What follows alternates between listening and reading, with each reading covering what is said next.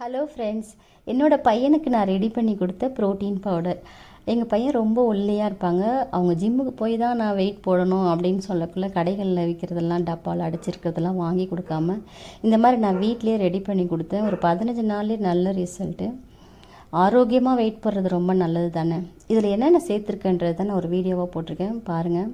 கருப்பு கொண்ட கடலை 1/4 கிலோ. முதல்ல ஸ்டவ் ஆன் பண்ணிவிட்டு ஒரு கடாயை வச்சுக்கோங்க. ஸ்டவ்வை லோ ஃப்ளேமில் வச்சுட்டு தான் வறுக்கணும். 1/4 கிலோ கருப்பு கொண்ட கடலை நல்லா பொன் வறுவலாக வறுத்துக்கலாம். அப்புறம் 1/4 கிலோ துவரம் பருப்பு, அதையும் நல்லா தீஞ்ச விடாமல் பொன் வறுவலாக வறுத்துக்கோங்க.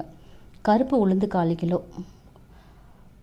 1/4 கிலோ வேர்க்கடலை நல்லா வறுத்துட்டு தோலெல்லாம் எடுக்க வேண்டாம், அப்படியே சேர்த்துக்கலாம். முந்திரி பாதாம் இதையும் நல்லா வறுத்துக்கணும். முந்திரி பாதாம் கொஞ்சம் எக்ஸ்ட்ராவே போட்டுக்கிட்டேன்.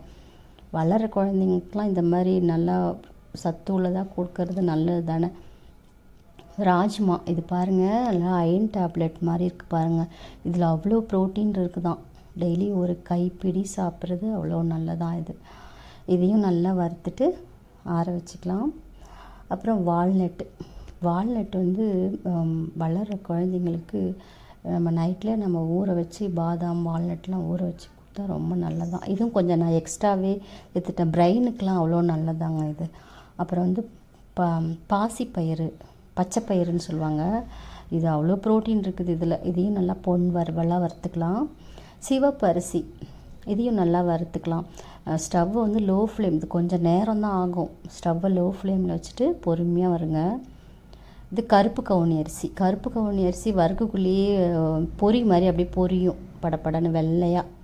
இதையும் நல்லா கருக விடாமல் வறுத்துட்டு ஆற வச்சுக்கலாம். கருப்பு எள்ளு வெள்ளை எள்ளு ரெண்டுமே 100 கிராம் எடுத்துருக்கேன். இது நல்லா கருக விடாமல் வறுத்துட்டு ஆற வச்சுக்கோங்க. இது சம்பா கோதுமை 1/4 கிலோ. இதையும் வறுத்து ஆற வச்சுக்கலாம். அப்புறம் மக்காசோளம் ப்ளஸ் வெள்ளை சோளம் ரெண்டுமே ரொம்ப நல்லது தான் உடம்புக்கு. இதையும் நல்லா வறுத்துட்டு ஆற வச்சுக்கலாம். அதுக்கப்புறம் ஃப்ளாக்ஸ் சீட் வறுக்குள்ளே அப்படியே எள்ளு மாதிரி பொரியும். அது படப்படன்னு துள்ளி இருக்குது பாருங்கள், அப்படியே துள்ளுது பாருங்கள். இந்த மாதிரி இருக்குள்ள அப்படியே ஸ்டவ்வை லோ ஃப்ளேம்லேயே இதை வறுக்கணும், ஹையாக வைக்கக்கூடாது. நல்லா குறைவான தீயில் வச்சுட்டு இதை வறுத்து அப்படியே ஆற வச்சுக்கணும். இது சூரியகாந்தி விதை, வெள்ளரி விதை, பூசணி விதை 3த்தையும் நல்லா வறுத்துட்டு வச்சுக்கோங்க. கொஞ்சமாக வாசனைக்காக கொஞ்சம் ஏலக்காயும் சுக்கு கொஞ்சம் சேர்த்துக்கோங்க. டைஜஷன் ப்ராப்ளம் வராமல் இருக்கும். சுக்கு நல்லா உடச்சி போட்டு நல்லா வறுத்துட்டு அதையும் ஆற வச்சுக்கோங்க.